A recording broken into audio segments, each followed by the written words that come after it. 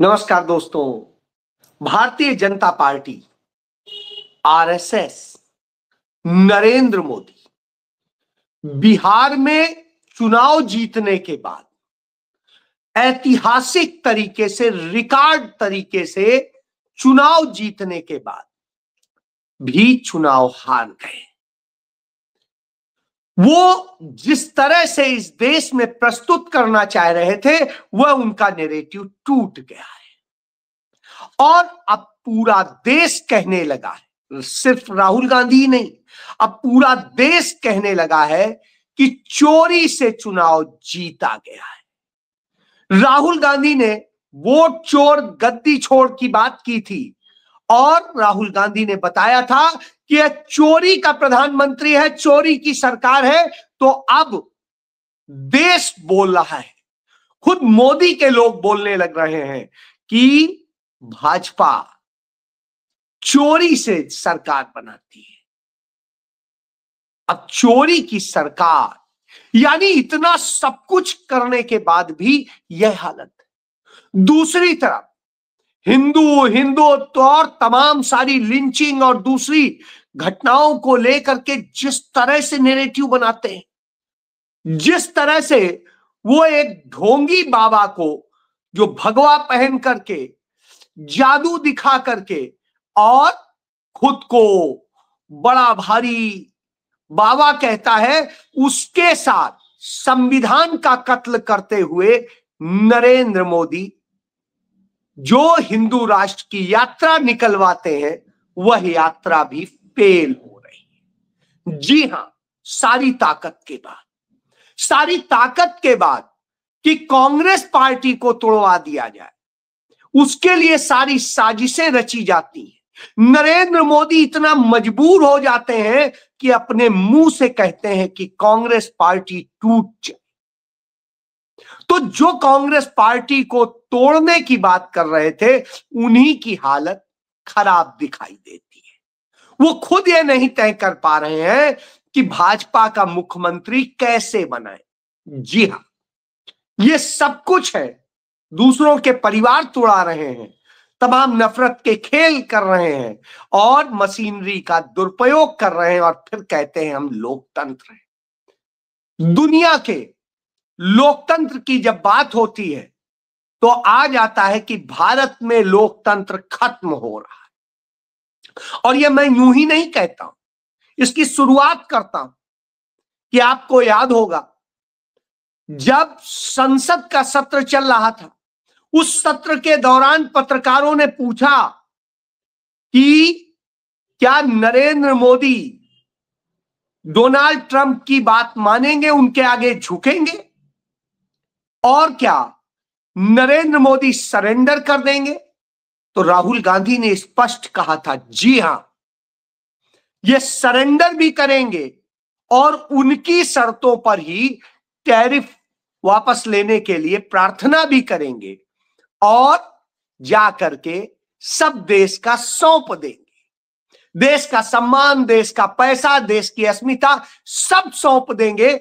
यह बात राहुल गांधी ने संसद परिसर में पत्रकारों को बताई थी।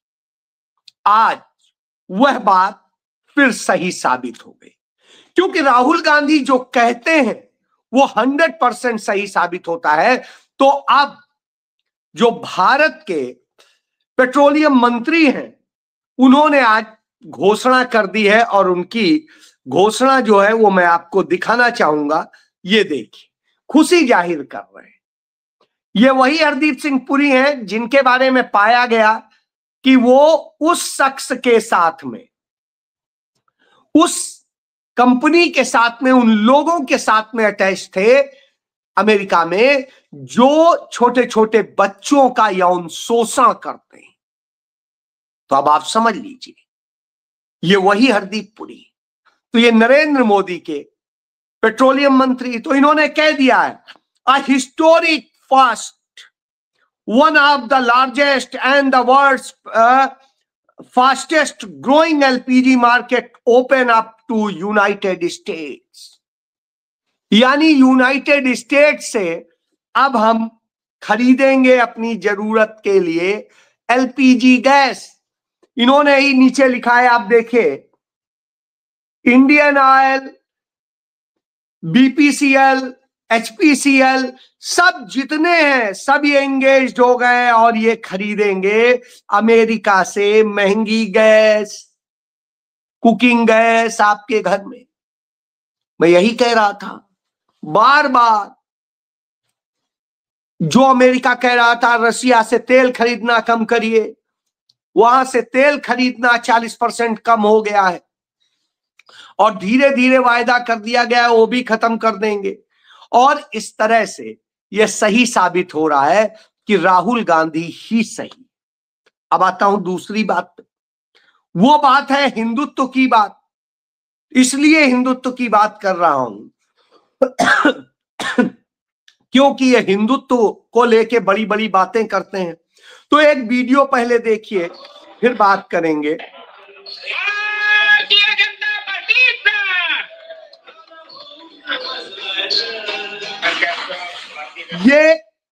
ये वो शख्स है जो काशीनाथ चौधरी, जब आपको याद होगा कोरोना के दौरान पाल घर में 3 साधुओं को पीट पीट कर मार डाला गया था। भारतीय जनता पार्टी के लोगों ने बड़ा शोर मचाया था और क्या कहा था, अरे इनको मार दिया जा रहा है, इनको ये कर दिया जा रहा है, उनको वो कर दिया जा रहा है। और जब आज हम आपसे बात कर रहे हैं और जो एनआईए को जांच सौंपी थी, एनआईए ने जांच में जिस व्यक्ति को मुख्य आरोपी बनाया था उसका नाम है काशीनाथ चौधरी।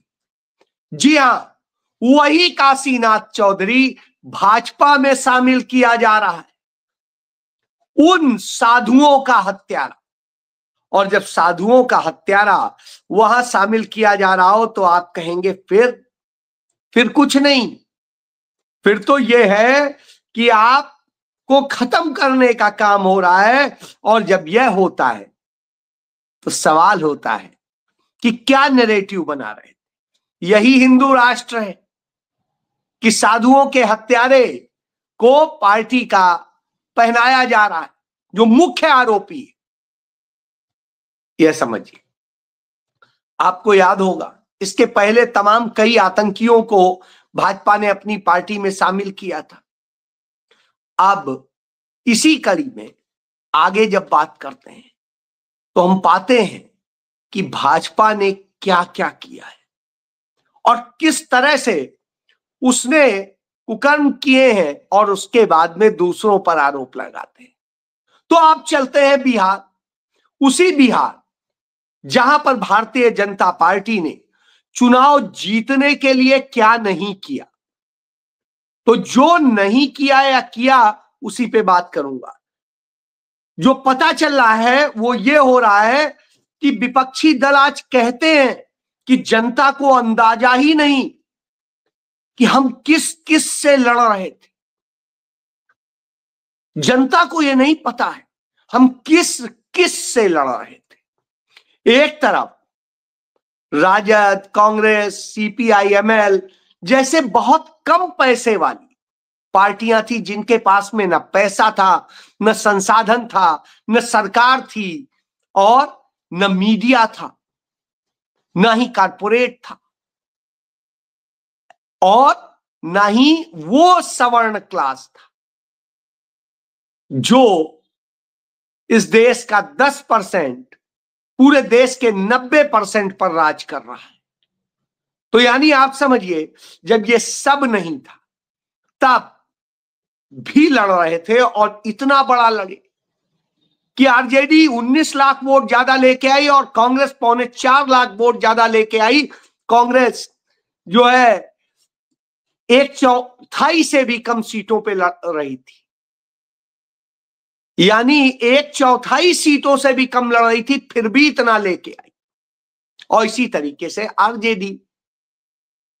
अब आता हूं, तो जब कांग्रेस ये लेके आती है तो कांग्रेस ऐसी है, कांग्रेस वो है, राहुल गांधी ये, राहुल गांधी वो। तो एक एमजे अकबर है और वो एमजे अकबर जिंदगी भर मलाई खाते रहे, कभी कांग्रेस, कभी यहां, कभी जनता दल, कभी कुछ। और ये मलाई खाने वाले जो सेकुलर के साथ होते थे, ये वरिष्ठ पत्रकार नरेंद्र मोदी की सरकार बनाने के लिए उसमें शामिल हो गए और फिर विदेश राज्य मंत्री थे। जब ये मंत्री थे और सब कुछ थे, उस समय की एक खबर देख लीजिए। केंद्रीय मंत्री एमजे अकबर पर 3 दिन में 9वीं महिला पत्रकार ने यौन शोषण का आरोप लगाया। मी टू कैंपेन आपको याद होगी। तो ये वो एमजे अकबर वो राहुल गांधी से कहते हैं कि राहुल गांधी आखिर ये क्या कर रहे हैं, कैसे कर रहे हैं, इसमें क्या हो रहा है। तो इसमें सबसे बड़ी बात यह है कि देश के पूर्व मुख्य चुनाव आयुक्त एसवाई कुरैशी कहते हैं, क्या चुनाव आयोग हमें, ये देख लीजिए, उन्होंने कहा क्या चुनाव आयोग हमें या आपको उस घर में ले चलेगा जिसका पता 00 लिखा है। मजाक बना दिया है पूरे देश का। यानी सिर्फ लड़ाई इससे नहीं हो रही, लड़ाई पूरे सिस्टम से हो रही थी। और यही बात राहुल गांधी ने लगातार कही, बार बार कही। तो अब आप समझिए। बहरहाल मैं इसमें बात करूं तो जब राहुल गांधी पे बात आती है तब ये क्या करते हैं, राहुल गांधी कहते हैं ऐसे हैं, राहुल गांधी वैसे हैं, राहुल गांधी ये हो गए। तो साहब, भाजपा और कारपोरेट हजारों करोड़ रुपया खर्च कर रही थी इस चुनाव में। सरकारी पैसा जो आपका हमारा पैसा है वो 30 लाख करोड़ रुपया तमाम अकाउंट में चुनाव प्रक्रिया चलते वक्त डाल दिया गया। एक तरफ विपक्ष की आवाज गूंगी कर दी गई थी और एक तरफ सब कुछ गूंज रहा था। गैर बराबरी का चुनाव था। चुनाव आयोग, पुलिस, पर्यवेक्षक और जितना सिस्टम सब भाजपा के साथ खड़ा था। बावजूद इसके भारतीय जनता पार्टी 89 सीट जीत सकी और 20% ही वोट ला सकी। अब आप सोचिए, सिर्फ 20%। उनकी सहयोगी पार्टी जेडीयू 19% वोट ला सकी, 85 सीटें जीत सकी।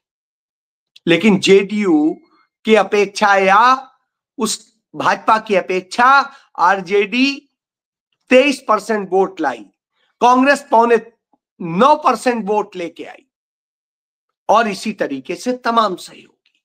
अब आता हूं तो लोकतंत्र का असली कत्ल उसी समय हो गया जब कहा गया आएगा तो मोदी ही। इस नारे के साथ यह बता दिया गया कि सिस्टम उनके कब्जे में है और सरकार बदलने के लिए वो हर मशीनरी का इस्तेमाल करेंगे। चुनावों में चंद टुकड़े फेंके जाएंगे और जनता मदारी की तरीके से नाचती नजर आएगी। वही हमने देखा। जब यह देखा तब हमें यह भी देखना चाहिए, भारतीय जनता पार्टी ने परमानेंटली बिहार में 6 मुख्यमंत्रियों को उतार दिया। एक मुख्यमंत्री जाता है तो बड़ा भारी सिस्टम जाता है उसके साथ, और उसके अलावा 16 केंद्रीय मंत्री उतार दिए और 200 सांसद उतार दिए, कई उप मुख्यमंत्री और राज्यों के मंत्री उतार दिए गए। अब आप सोचिए, इतना बड़ा पूरा किया और इसके बाद कहें, फिर आप कहेंगे नहीं उन्होंने जंगल राज, तो साहब जंगल राज भी उन्होंने उतार दिया। जितने प्रत्याशी आपराधिक छवि के लड़े उनमें 60% अपराधी भाजपा के उससे आए, एनडीए के आए। और यही नहीं, नई जो विधानसभा बन रही उसमें परिवारवाद का भयंकर बोलबाला है। 29 विधायक जो है एनडीए के वो परिवारवाद के जरिए आए। परिवारवाद 29। अब आप सोच लीजिए, 29 विधायक जिस भारतीय जनता पार्टी और उनके सहयोगियों के परिवारवाद से आए हैं वो परिवारवाद की बात कर रहे थे। अब लोकतंत्र की बात करते हैं। इतनी सारी ताकत लगाने के बाद भी रोक नहीं पाए, फिर भी वोट चोरी करनी पड़ी। 128 सीटें, चुनाव आयोग का डेटा कहता है 128 सीटें ऐसी हैं जिनमें जो वोट चुनाव आयोग ने काटे वही वोट जीत के अंतर के गए, यानी जीत उनकी उन काटे गए वोटों से। फिर वो 69,000 करोड़ जो वोट काटे गए और दूसरी तरफ